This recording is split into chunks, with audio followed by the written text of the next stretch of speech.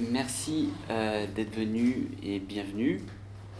Mon ambition pour la rencontre de ce soir, c'est que vous en repartiez en étant meilleur que la plupart des aspirants écrivains et en fait la plupart des écrivains publiés, puisqu'on va voir ce soir comment éviter le défaut numéro 1 de tous les manuscrits que reçoit un éditeur. Et vous verrez que c'est assez simple, mais ça demande un peu de discipline, un peu de pratique pour éviter. Je m'appelle Thibaut Malfoy, j'écris et j'aide à écrire les personnes comme vous qui veulent écrire et devenir écrivain. Si vous voulez me poser des questions ou profiter d'un accompagnement personnalisé, vous pouvez m'écrire à cette adresse email. Donc en gros ce que je fais, c'est que je prends votre cerveau, je le nettoie, je le débarrasse de toute mauvaise prose et je referme votre tête et après normalement vous en sortez un peu mieux. Donc il y a aussi la possibilité de s'abonner à ma newsletter qui sort tous les mardis et qui en gros chaque numéro aborde comme ça de manière très concise une thématique en rapport avec l'écriture ou la littérature. Et chaque semaine, voilà, comme ça, je partage mes réflexions sur le sujet. Donc, qu'est-ce qu'un cliché ? Pourquoi je pose cette question ? Parce que je me rends compte, à force d'en parler et de répéter que c'est mal et qu'il faut les éviter, que personne ne parle de la même chose quand j'évoque le sujet. Et de la même manière, personne ne parle la même chose, n'envisage la même chose quand je parle de littérature. Il y en a qui imaginent la littérature comme un gentil passe-temps qui permet de se divertir, quand moi j'envisage la chose comme une manière de sauver le monde, lecteur après lecteur. Donc du coup, forcément, ça crée des ambiguïtés. Et c'est mieux de définir les termes du sujet avant d'aller plus loin. Donc tout d'abord, un cliché, ce n'est pas un stéréotype. Il existe des stéréotypes sexistes, misogynes, homophobes, racistes, des stéréotypes nationaux, le stéréotype du français avec amateur de baguettes et de vin rouge, le stéréotype de l'américain obèse, le stéréotype du japonais consciencieux et travailleur, et surtout très, très poli et très discret. Je parle pas de ça quand je parle de clichés.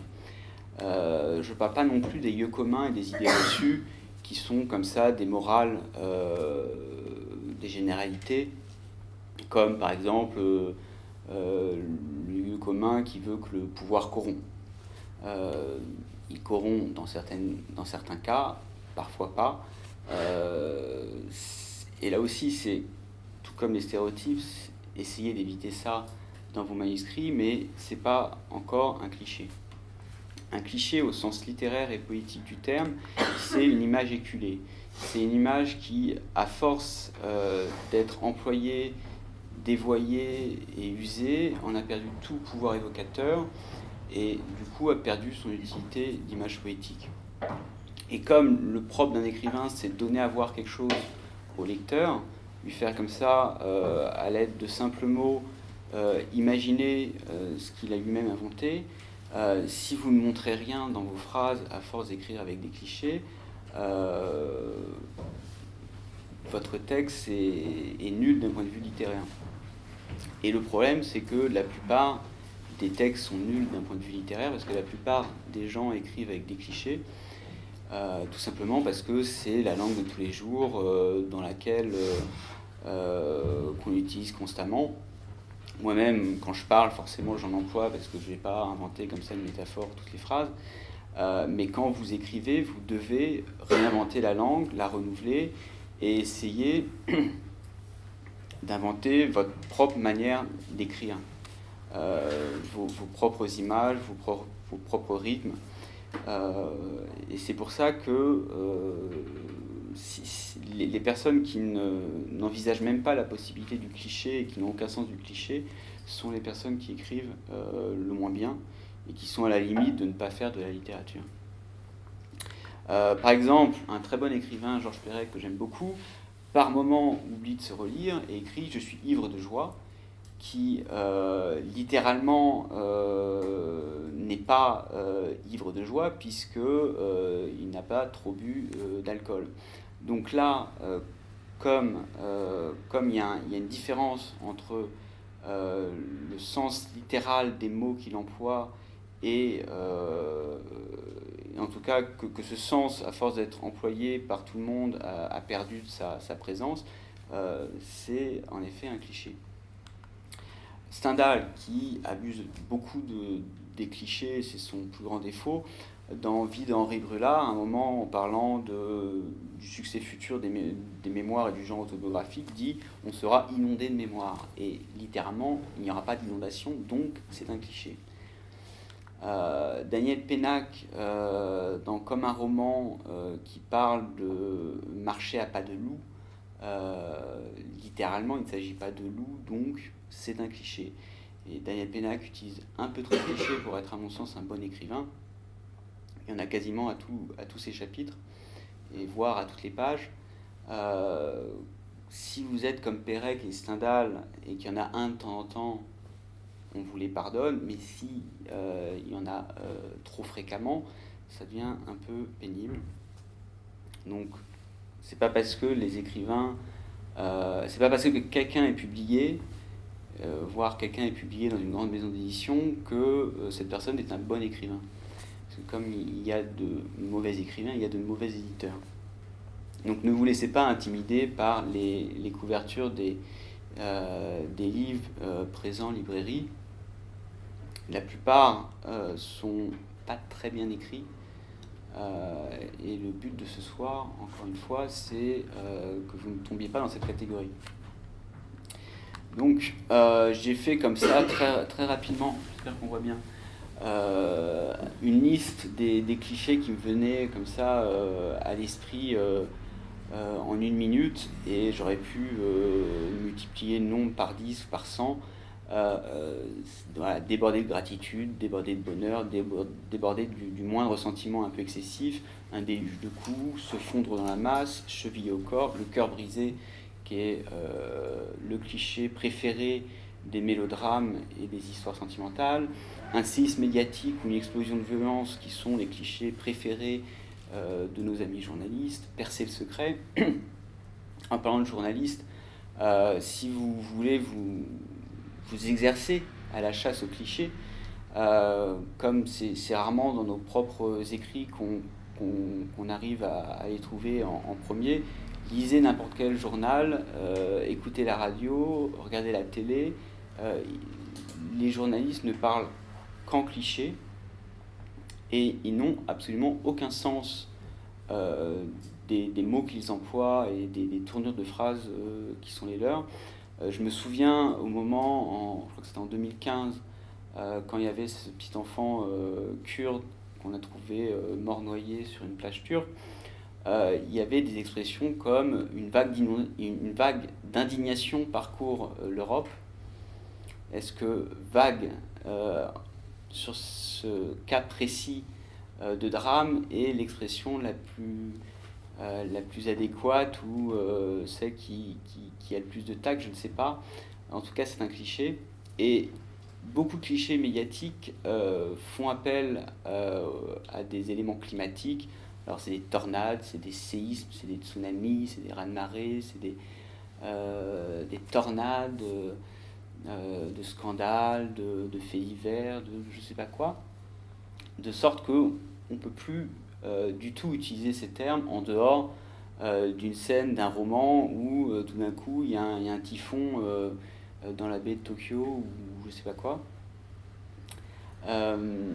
Déluge de coups, là aussi c'est une image climatique ou météorologique qui a été tellement dévoyée qu'on ne voit plus le déluge dans l'expression. Donc en gros ce sont des peaux mortes, des expressions qui ont perdu tout pouvoir, qui servent à rien, et qui du coup ne servent pas à aider le lecteur à imaginer ce que vous voulez lui faire imaginer. Donc comment se forme un cliché? C'est assez simple. Il y a un génie qui invente une image poétique dans un roman, dans un alexandrin, dans quoi que ce soit. Il y a 10 admirateurs qui le répètent. Il y a 100 paresseux qui le répètent. Et ensuite, il y a 1000 ignares qui le répètent. Et c'est comme ça qu'on perd de vue l'image poétique du départ, qu'on délave le sens porté par l'image jusqu'à ce que ce sens soit à peine visible et qu'on ne sache plus voilà, pourquoi on dit ça et pas autre chose. Voilà, c'est vraiment une absence de réflexion et de pensée, et l'écrivain, pensant être original, utilise la première expression qui lui vient à l'esprit, et ce faisant est le plus banal qui soit. Bon, j'ai l'air très dur comme ça, mais en fait je suis très gentil. Par exemple, une image inventée par Voltaire s'appelait la réputation. Il a eu l'intelligence de rapprocher deux termes qui jusqu'alors étaient assez séparés, et c'est le signe que l'image est bonne. Quand les deux termes de l'image sont très séparés, appartiennent à des champs lexicaux très séparés, c'est le domaine du génie civil, de la sape, et le domaine de la réputation, de l'opinion publique. Et là, comme ça, l'idée d'utiliser l'image sapée, la réputation de quelqu'un, qui est devenue par la suite un cliché à force d'être répété par tout le monde. Mais à l'origine, c'était un coup de génie. Donc, pour revenir à ma liste d'exemples, souvent le cliché est une hyperbole. Voilà, on veut vraiment exprimer la violence des coups, donc on parle de déluge de coups, on veut vraiment exprimer le désarroi sentimental d'un amant qui vient d'être éconduit, tout d'un coup son cœur en est brisé. Donc, sachant cette tendance à l'hyperbole, à l'emphase, à l'exagération, une bonne manière d'éviter les clichés, c'est d'estomper un peu l'emphase et l'hyperbole, et de revenir vraiment aux termes les plus simples que vous pouvez utiliser pour exprimer ce que vous avez à exprimer. Et c'est vraiment le seul conseil que je peux vous donner. Faites simple, et je suis toujours étonné à quel point on peut faire compliqué en cherchant à faire simple, et c'est pour ça qu'il faut supprimer le plus possible, parce que finalement, quand on prend vraiment le temps de réfléchir à ce qu'on écrit et aux mots qu'on emploie, on se rend compte d'une part de l'extrême imprécision de ce qu'on a écrit. On se rend compte de beaucoup de détours qu'on emprunte pour dire quelque chose de très simple, et parfois il suffit de le dire, ou si cette chose est essentielle, ne pas la dire pour faire participer le lecteur, et trouver un équivalent qui est souvent une image littéraire. Ou par exemple, si vous voulez exprimer la tristesse d'un personnage et que cette tristesse est essentielle à la scène, ne dites pas qu'il est triste, mais trouvez la manifestation particulière qu'a ce personnage d'être triste, ce genre de choses. Et moi, ma méthode pour éviter les clichés est assez simple, c'est très dichotomique. Quand je me relis, j'essaye de regarder si j'emploie les mots que j'emploie dans leur sens littéral. Si oui, c'est bien, c'est neutre, c'est simple. Sinon, si l'acception n'est pas littérale et qu'on est déjà dans un glissement de sens, je me demande si je suis en train d'inventer une image littéraire. Si oui, c'est très bien, et je gagne des points. Sinon, c'est qu'il y a de fortes chances que je sois déjà dans le cliché ou la récupération d'une image qui n'est peut-être pas encore un cliché, mais qui commence à le devenir. Et là, il y a de fortes chances qu'il faut supprimer la phrase, contourner la difficulté, revenir à une expression plus simple et plus juste, en essayant vraiment de trouver les mots les plus près du sens qu'on veut transmettre. Et, ou sinon, réfléchir à la création d'une nouvelle image littéraire pour renouveler la langue, pour comme ça créer un court-circuit dans l'imagination du lecteur et qu'il se dise « Ah mais c'est bien sûr, c'est génial et ça peut pas être autrement ». Et pour créer une image, le plus simple, ne créez pas des images à tort et à travers juste pour le simple plaisir de créer des images. Parfois, simplement utiliser les mots juste dans leur sens littéral suffit. Mais quand il y a vraiment quelque chose de fort à exprimer, une image est souvent utile. Et le propre d'une image et ce qui fait sa force, c'est quand ce que je disais tout à l'heure, c'est quand vous rapprochez de termes jusqu'alors très, très distants dans l'imaginaire de chacun. Je reviens en arrière. Ah non, j'allais en avant. Désolé. Je reviens en arrière. Voilà, saper la réputation de quelqu'un. C'est une belle image parce que elle rapproche de termes très, très éloignés jusqu'à ce que Voltaire décide de les rapprocher. Et c'est ça, en fait, qui donne son pouvoir évocateur à une image. C'est le raccourci, le court-circuit, la concaténation comme ça de la réalité permettant de rapprocher deux pans très distants de cette réalité. Et tout d'un coup, ça crée un lien logique, une analogie de forme, de couleur ou n'importe quoi, qui permet de faire l'économie d'une longue explication lourdingue et comme ça, par une association d'idées, convoyer au lecteur le sens que vous voulez transmettre sans vous empêtrer dans des explications lourdingues et à rallonge qui lassera plus qu'autre chose le lecteur. Donc, ça, c'était comment éviter les clichés. Parfois, on peut utiliser un cliché. Je pense que c'est très rare et très dur d'écrire un long texte dénué de clichés, parce que finalement, tout mot est un cliché, puisque c'est le transfert comme ça de dévoiement d'un sens originel qui, à force d'être dévoyé, s'est perdu.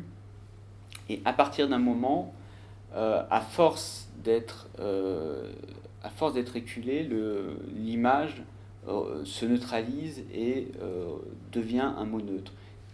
Et quand je dis image éculée, en soi c'est un cliché, puisque originellement, éculé se dit d'un soulier dont le talon est usé. Donc, c'est pas à l'origine pour qualifier une image littéraire, mais à force d'utiliser le terme éculé à tort et à travers, c'en est devenu un cliché. Mais le cliché a tellement été lui-même usé que plus personne ne voit le talon d'une chaussure quand je dis image éculée. Donc c'est le signe que le cliché s'est de lui-même neutralisé et qu'on est retombé dans un sens neutre. Et c'est le signe que vous pouvez l'utiliser. Mais soyez quand même très féroce et très maniaque quand vous écrivez, parce que on baigne tous dans les clichés toute la journée, et baigner en soi est un cliché, parce que c'est l'expédient usuel de la langue commune, et votre travail, c'est de créer votre propre dialecte dans la langue commune. Donc vous ne pouvez pas vous permettre d'utiliser des clichés. Éventuellement, vous pouvez vous le permettre dans des dialogues, et encore, c'est peut-être mieux d'inventer une manière vraiment personnelle à vos personnages de parler. Et c'est vraiment une discipline que vous devez vous imposer. Moi-même, sachant la théorie, ayant une bonne compréhension de la notion, j'ai longtemps écrit avec des clichés, jusqu'à ce que, je sais pas, il y ait une sorte de déclic qui se produise, un déclic sensible plus qu'intellectuel qui se produise, et que j'arrive à peu près à comprendre. Et cette méthode d'ouvrir à chaque fois que vous avez un doute le dictionnaire pour savoir si le terme que vous employez, vous l'employez dans son sens littéral ou dans un sens dévoyé, c'est une très bonne méthode pour éviter les clichés, jusqu'à ce que ça devienne une sorte de réflexe et que vous ayez comme ça une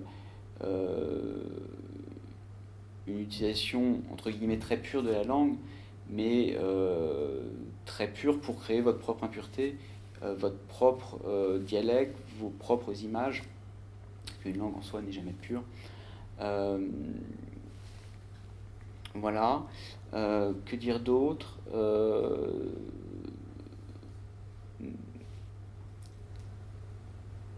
Oui. Vous risquez du coup, à force de prêter attention à ce genre de détails microscopiques, vous risquez de ralentir votre cadence d'écriture, et c'est normal. Pour bien écrire, il faut désapprendre à écrire, et donc vous allez passer un moment plus ou moins long à souffrir et à vous désespérer de ne pas écrire aussi prestement que avant cette séance, avant cette rencontre, et c'est normal. Et mieux vaut y aller franchement pour raccourcir le plus rapidement possible cette période de désapprentissage de l'écriture, pour toucher le fond et ensuite rebondir avec élan et toute la bonne volonté et l'optimisme nécessaire pour devenir un écrivain. Donc voilà, c'est un défaut, le cliché.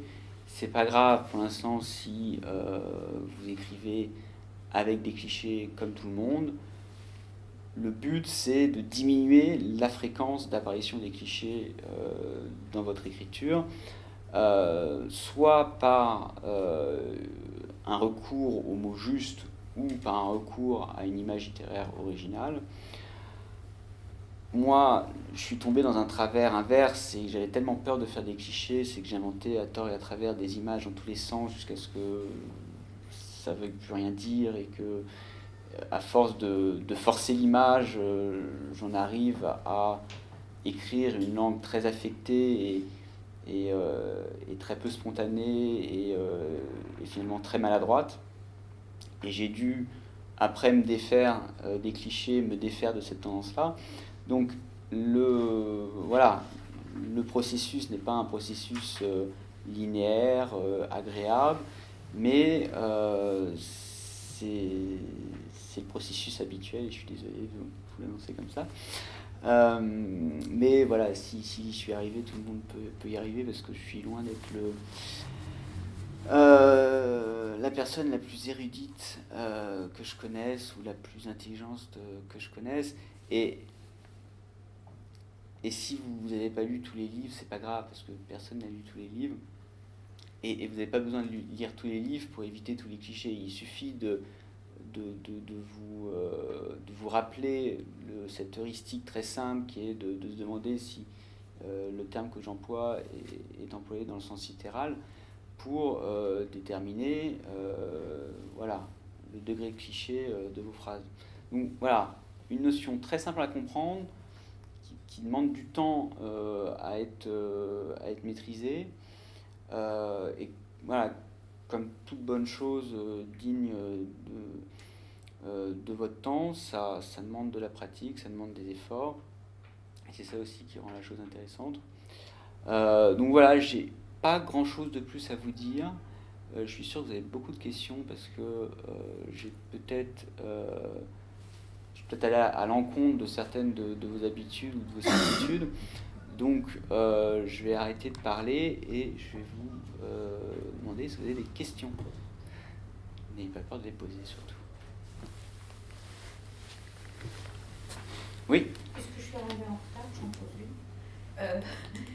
Sur la définition du cliché, est-ce que ça comporte également, je dirais, des postulats qui sont d'habitude entendus?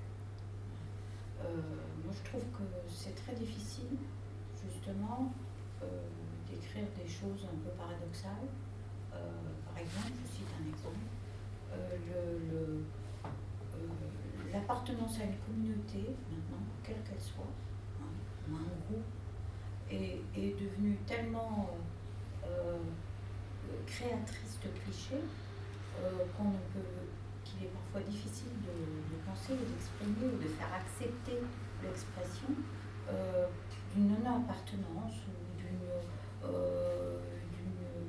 d'une distance avec son groupe théorique d'appartenance ou des choses de ce genre. Et c'est évidemment une question d'abord de pensée et d'analyse, mais ça devient aussi après une question qui se pose par exemple à l'éditeur, qui se pose à la lecture. Et on voit dans la presse, mais même aussi dans la littérature actuelle, on voit une sorte des clichés qui s'installent, des postulats en fait. Donc c'est la limite entre clichés et postulats. Voilà. C'est sans doute ce que j'appelle stéréotype. Oui, voilà. Et en effet, les stéréotypes qui sont avant tout des préjugés sont bien sûr des défauts, en ce sens où ça prouve que l'écrivain n'a pas réfléchi à ce qu'il écrivait, n'a pas remis en question ses préjugés et ses certitudes. C'est pas ce que j'appelle un cliché au sens littéraire du terme, mais... Je voulais dire aussi, il faut toujours être deux pour ce type de malentendu. Et en fait, le fait de simplement maintenant, le nom d'une appartenance communautaire est déjà devenu une sorte de cliché. Donc il faut presque donner des explications complémentaires, montrer que le côté peut-être différencié. Voilà. C'est possible. Il me faudrait sans doute un exemple précis pour être sûr d'être en phase avec vous, parce que je prends un peu un exemple totalement au hasard, hein, mais un handicapé qui n'est pas dans la lutte et qui est joyeux, un aveugle photographe par exemple, ça existe, hein, il existe un aveugle qui est photographe. Oui, comme il existe des compositeurs de musique sourds, ça se... Voilà. Et qui est un personnage assez joyeux, dont j'ai entendu parler, comme ça je me rappelle. Si vous dites aveugle, c'est tout de suite, ça devient tout de suite... Oui, ça c'est exactement le genre de stéréotype qui en effet là... il faut qu'il soit triste. Voilà, c'est... dans la lutte, de la même manière qu'un gay ne peut pas être joyeux, il est forcément victime et forcément dans un mélodrame permanent, alors que j'en connais plein qui vivent très bien. Et, je veux juste poser oui, non, mais en effet... de la réception, comme on dit.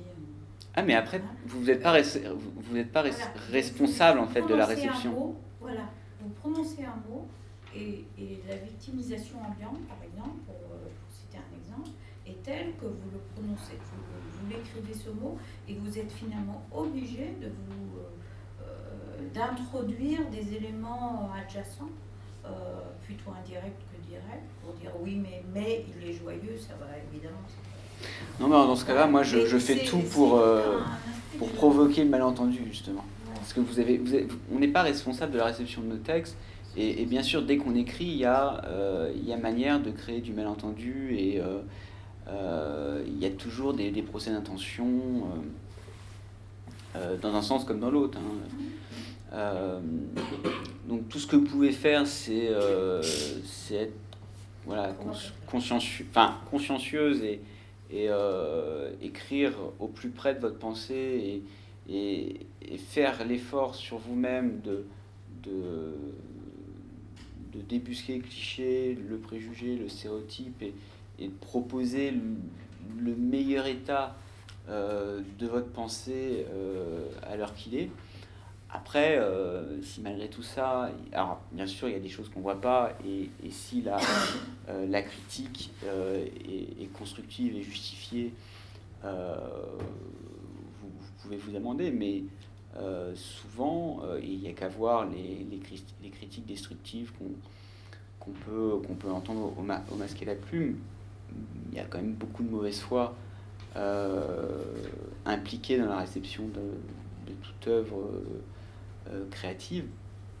Donc à un moment, faut juste accepter le fait que y a des gens malheureux qui préfèrent détruire le travail des autres que de proposer quelque chose.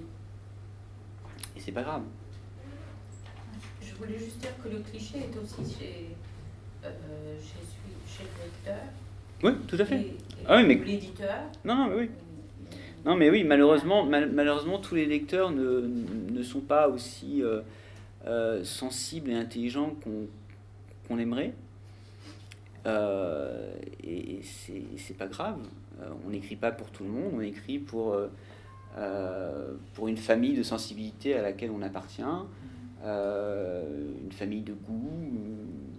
Et c'est comme ça, en travaillant d'abord pour les personnes qui sont susceptibles de nous recevoir dans l'esprit avec lequel on a écrit le texte, que progressivement la secte s'accroît et fait de nouveaux convertis. Et c'est rarement en écrivant pour tout le monde et personne à la fois qu'on décrit d'une part quelque chose d'intéressant et d'autre part que ce quelque chose va rester. En économie, il y a cette courbe de propagation de l'innovation qui est une sorte de sigmoïde comme ça. Il y a les early adopters et ensuite la majorité de gens jetlagués qui commencent à utiliser les smartphones quand il n'y a plus aucun téléphone à touche qui est construit. Et c'est assez pareil pour l'art. Il y a les personnes qui sont très sensibles à une nouvelle manière de s'exprimer, une nouvelle manière de penser, parce que ces personnes en ont marre, comme ça, du statu quo ambiant, et toutes les habitudes sont mauvaises, parce que, en soi, c'est pas mauvais, ce qui était à l'origine de l'habitude n'est pas mauvais, mais quand ça devient une habitude, la manière de voir, en fait, en devenant une habitude, crée un écart et cesse d'apporter quelque chose au lecteur, parce que voilà, à force de répéter un cliché, on voit plus rien. Donc pourquoi je disais tout ça? Ah oui, écrivez pour un petit nombre de fanatiques et laissez-les propager la bonne parole. Oui. Oui, au tout début tu définissais du coup ce qu'était un cliché et en quoi c'était différent d'un stéréotype. Ouais. Et tu as parlé surtout des mots. C'est quoi la différence entre un personnage cliché et un personnage stéréotypé du coup? Ou un lieu En gros, ce que tu appelles personnage cliché, je dirais plutôt que c'est un stéréotype. Par exemple, le stéréotype du détective privé dans un polar ou dans un film noir, c'est le type en impair à la Bogart, qui vient de se faire plaquer par sa femme, qui est alcoolique, qui a des dettes, qui est pourchassé à la fois par les flics et la mafia, et qui a du mal à finir le mois. En gros, le stéréotype du privé, c'est ça. Qu'on l'appelle cliché ou stéréotype, peu importe, l'essentiel c'est de ne pas tomber dedans. Mon petit distinguo de départ, c'était vraiment pour focaliser l'attention sur un type de cliché, qui est le cliché littéraire, qui est vraiment celui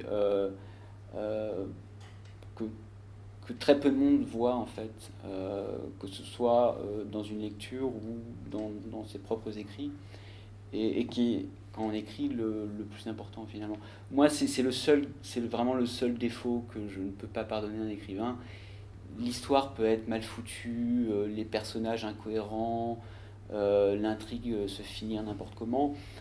Si c'est bien écrit, ça passera toujours. Et il n'y a aucun chef-d'œuvre. Il n'y a aucun chef-d'œuvre de parfait, d'une part. Donc il y a des chefs-d'œuvre de romans qui sont racontés n'importe comment. Il y a des chefs-d'œuvre de poèmes qui ont une musique qui ressemble à rien. Il n'y en a aucun qui est écrit en cliché.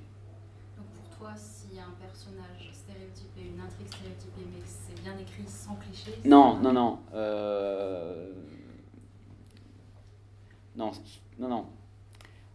Cliché, stéréotype, préjugé, ça va dans le même sac en fait. Parce que ce sont des preuves directes d'un manque de réflexion, d'un manque de sensibilité, d'un manque d'intelligence, d'un manque d'empathie. Si j'écris comme ça un roman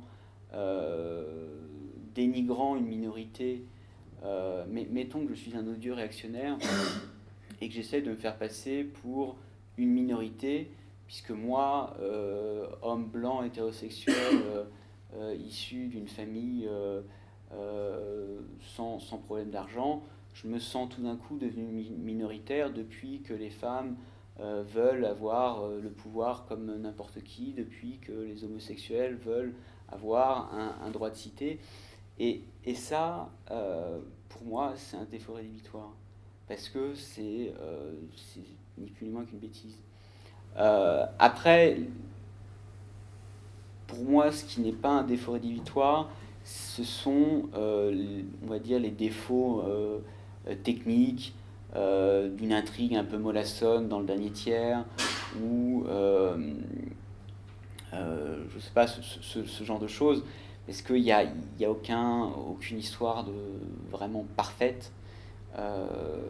Et parfois, au bout d'une certaine quantité de talent, il y a certains défauts qui font partie du talent de l'auteur. Par exemple, les partis pris de Stendhal, qui était quelqu'un de très libéral, de très progressiste, d'anticlérical, d'anti-ultra, qui a tendance à déteindre dans ses fictions, dans ses personnages, jusqu'à enfler dans des proportions inconsidérées. Ça, c'est pas grave, parce que, comme il est par ailleurs très talentueux, ça fait partie de la personnalité de l'auteur. Mais avant qu'un défaut fasse partie intégrante de la personnalité de l'auteur, il faut quand même une quantité insolente de talent, ce que la plupart des gens n'ont pas. Donc c'est pour ça que j'encourage chacun à éviter ce genre de défaut. Oui, enfin voilà, pour revenir au défaut, il n'y a aucune méthode qui tient face à un chef-d'œuvre. Il y a des ouvrages très savants et parfois très intéressants, souvent américains, sur comment écrire un roman, comment écrire un scénario, avec des choses très millimétrées, un plan en 3 actes, etc., etc. Et finalement, il y a autant de contre-exemples que de méthodes. Donc, c'est pour ça que j'ai tendance à privilégier le travail de la sensibilité plutôt que le travail de la technique, puisque les techniques, ça va, ça vient, ce qui reste, c'est la sensibilité, et c'est ça qu'un auteur de talent impose à la postérité, c'est sa sensibilité, c'est sa manière à lui de voir le monde, et qui nous permet comme ça de voir les choses différemment et de nous enrichir aussi. C'est pour ça que je disais que la littérature est une manière de sauver le monde, c'est une manière de nous permettre de rester en vie de manière sensible. Et c'est pas du tout une exagération de ma part. Le truc, c'est que c'est très lent et ça se fait lecteur par lecteur, donc bien sûr, on va pas pouvoir sauver le monde vu en plus le rythme auquel on le dégrade. Et pourtant, il faut essayer. Il y avait d'autres questions, je suis désolé, allez-y. Oui, par rapport au dialogue. Oui. Parce que quand un personnage s'exprime en style direct, que la langue reste naturelle, pas affectée. Très souvent dans le dialogue, on a beaucoup plus recours aux clichés que dans la narration proprement dit. Alors, comment deux choses. Les clichés pour que justement la langue parlée, la langue orale, reste naturelle sans être affectée. Alors, deux choses. D'une part, comme je l'avais dit, on peut se permettre quelques clichés dans des dialogues parce que c'est comme ça que les gens parlent. Et là, c'est presque un souci de réalisme, en fait, l'utilisation de clichés dans les dialogues, mais n'en abusez pas non plus. Et ensuite, sur l'aspect naturel, spontané, oral des dialogues, en fait, c'est pas parce que on fait attention à sa manière d'écrire dans la partie narrative non dialoguée que cette manière d'écrire est affectée. En fait, le vrai talent se trouve chez les écrivains qui arrivent à faire passer quelque chose de très travaillé pour quelque chose de très naturel et spontané. Et c'est ça qui est le plus dur, en fait, c'est de cacher le travail qui est nécessaire pour bien écrire. Parce que n'importe qui peut faire comme ça des effets de manche, effets de manche étant un cliché, pour montrer qu'il écrit bien. C'est souvent ce qu'on fait quand on commence à écrire. Mais le plus intéressant, c'est d'essayer d'estomper ces effets pour vraiment travailler l'audace de notre expression de manière très subtile, très discrète, parce que si notre but d'écrire, c'est juste d'attirer l'attention sur soi, c'est un peu dommage et un peu limité. Le but, c'est de transmettre quelque chose au lecteur. Donc, il faut éviter d'attirer l'attention et que nos images... Et c'est pour ça que dans le choix de nos images, c'est un critère à prendre en compte. Pour que nos images paraissent naturelles, il faut qu'elles soient les plus évidentes possibles. Donc il faut éviter les images trop baroques, trop tirées par les cheveux, si vous me passez le cliché. De toute façon, les meilleures images sont les images les plus évidentes. Mais sauf que personne n'y avait pensé avant que quelqu'un les invente. Et si le lecteur, en les lisant, se dit c'est bien sûr, ou même les accepte sans même sans même en douter, c'est que l'image est juste. Et ce qui est juste paraît naturel et spontané. Donc voilà, il n'y a pas tant de différence que ça, en fait, en termes de spontanéité naturelle, à part peut-être dans le côté oral qui est plus prononcé dans les dialogues que dans la narration. Et encore, si votre narrateur est quelqu'un comme ça, avec beaucoup de gouaille, beaucoup de bagou, vous pouvez importer un style oral dans votre narration sans que ça choque le moins du monde. Donc voilà, j'ai à peu près répondu à votre question. Très bien. Oui. Une question. Avec des films comme Ready Player One et d'autres œuvres qui actuellement, je veux dire, sont plus ou moins très populaires mais remplies de clichés, ouais. Est-ce que ça ne veut pas dire en soi que le cliché permet aussi de créer, je veux dire, une genre de connivence avec oui. celui qui va le recevoir, de créer tout de suite une connexion qui est plus simple et plus accessible? Oui, c'est pour ça que tous les mauvais livres se retrouvent en tête des meilleures ventes. Mais est-ce que c'est des mauvaises œuvres pourtant? Je veux dire, quand on prend les fanfictions qui sont elles-mêmes, je veux dire, des clichés d'autres œuvres, on ne tombe pas forcément sur des mauvaises œuvres pour autant. Ben. Je suis pas d'accord, une fanfiction, c'est pas forcément un cliché. Ouh là là, débat, polémique. Le cliché, c'est quand tu réutilises quelque chose qui a déjà existé, qui a déjà été fait. Quand tu réutilises l'univers d'un autre auteur, en soi, tu fais un cliché sur l'univers. Pas forcément. Alors, la fanfiction, c'est plus voilà ce que moi j'aurais voulu voir dans le livre ou dans le film. Et retransformer l'histoire pour en dire et en faire ce que nous on aurait voulu voir. C'est plus ça une fanfiction. Mais elle réutilise quand même déjà des éléments qui Elle appartiennent utilise à un la... postulat de départ, mais elle change tout le reste. Ça, En c'est faisant dit. par exemple, pour donner un exemple, à la base, 50 nuances de vrai, c'est simplement une fanfiction de Twilight, Tout à fait. qui a été très loin, et quand à partir du moment où on a trouvé que c'était trop exagéré, la personne a tout transformé, tout changé, Voilà, et au final on est très loin de Twilight. Ils ont quand même demandé à l'auteur de modifier les éléments qui pouvaient faire le cliché par rapport. Oui, mais en fait, Ils c'est ont pas. bien, ils l'ont censuré parce que trop Oui, osé. c'était le plagiat plus que le cliché alors. Mais en fait, ouais, on parle là, on parle pas de cliché, on parle de. Alors la notion de plagiat est assez délicate, mais sans aller jusqu'au plagiat, on parle juste de, on va dire, d'une filiation littéraire. De toute façon, je pense qu'il n'y a pas un livre qui existe qui ne soit pas une fanfiction, puisque on écrit tous à partir de nos lectures. On commence tous à écrire parce qu'on veut devenir Fitzgerald à la place de Fitzgerald ou Proust à la place de Proust. Et c'est en s'inspirant ou en essayant de s'inscrire comme ça dans une atmosphère similaire, une sensibilité similaire, qu'on arrive à trouver ce qu'on veut faire avec la littérature. Donc, en soi, c'est pas un cliché de faire de la fanfiction. Ensuite, parce que je peux très bien écrire un chef-d'œuvre très original en reprenant un personnage libre de droit comme Sherlock Holmes ou je sais pas quoi, ce qu'a fait la série télé Sherlock, en l'actualisant, en prenant chaque élément caractéristique du personnage et de son univers et en le transposant dans le monde d'aujourd'hui. Et ça, c'est très original.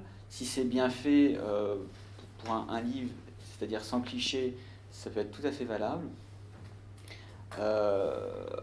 Ensuite, bien sûr que voilà, s'inscrire dans un univers connu, comment dire,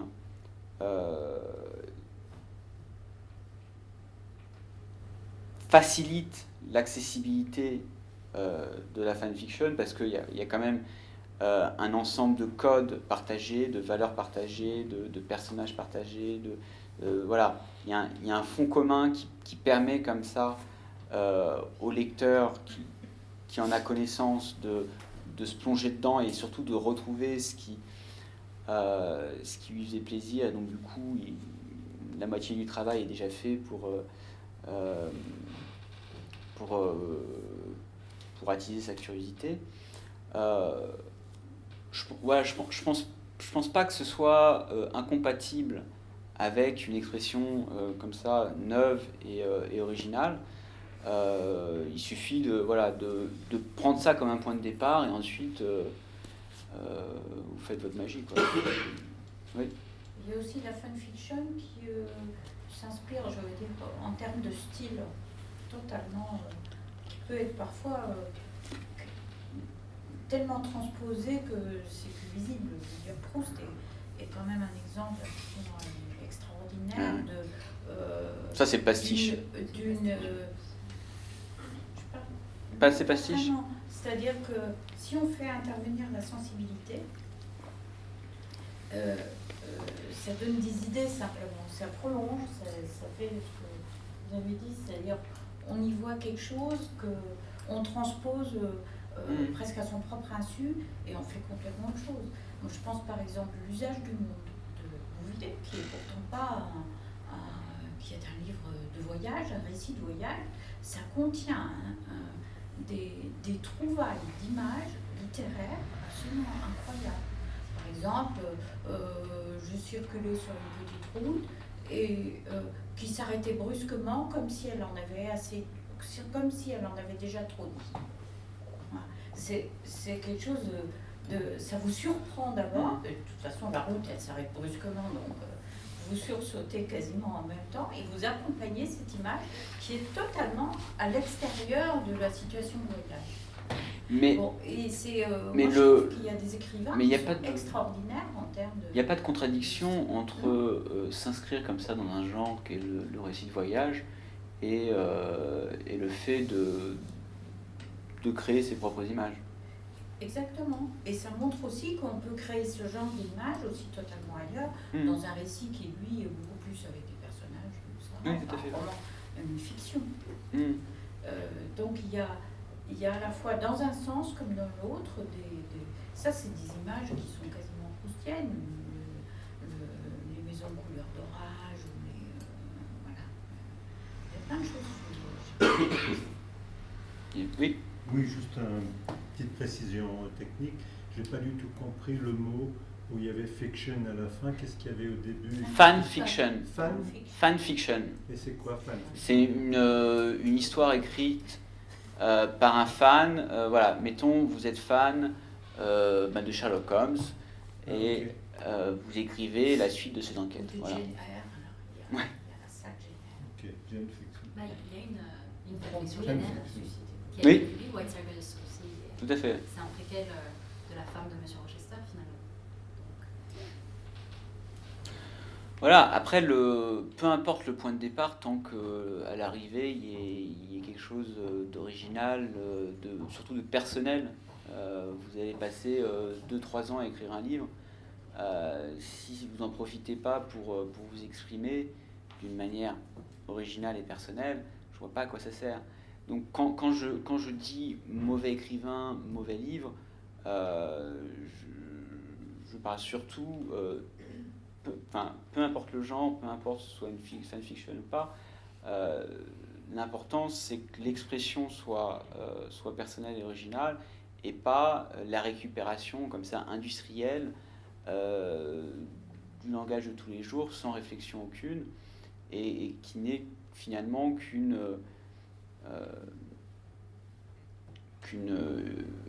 production en masse d'intrigues ou de livres qui sont interchangeables et aussi vite lus, aussitôt oubliés.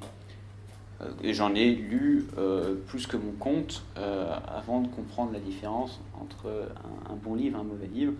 Donc, et il faut passer par une lecture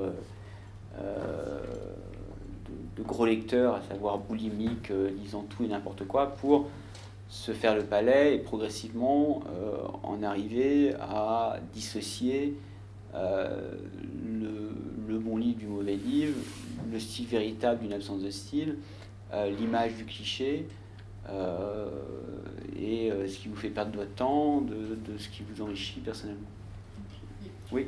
Le problème du cliché aujourd'hui, c'est que c'est devenu tellement dans notre langage courant qu'on ne peut quasiment pas y échapper, que c'est quelque chose qui fait quasiment partie c'est même plus dans certes c'est dans le dictionnaire, mais ça fait tellement partie de nous, entre guillemets, que d'une certaine façon, là alors qu'on vit dans une époque où tout est quasiment imagé, c'est la facilité, c'est vraiment quelque chose de dire, tiens, l'image que tu vois à l'écran, maintenant je vais te la mettre en mots parce que je l'utilise tous les jours. Donc ça devient de plus en plus compliqué d'échapper à quelque chose qui aujourd'hui est appelé cliché et qui finalement fait partie de ce que nous sommes. Ben oui, il fait partie de ce que nous sommes, en ce sens où c'est la langue de tous les jours, mais ça a toujours été le cas. Ça a toujours été le cas. Et c'est pour ça que les littératures de tous les pays sont de vastes cimetières de livres oubliés, parce que la plupart des livres sont écrits en cliché ou ne font que reproduire la manière d'écrire de la décennie et n'importe rien à la littérature. Et j'ai dit que c'était simple à comprendre, j'ai pas dit que c'était facile à appliquer. Et si c'était facile de devenir un bon écrivain, ça serait.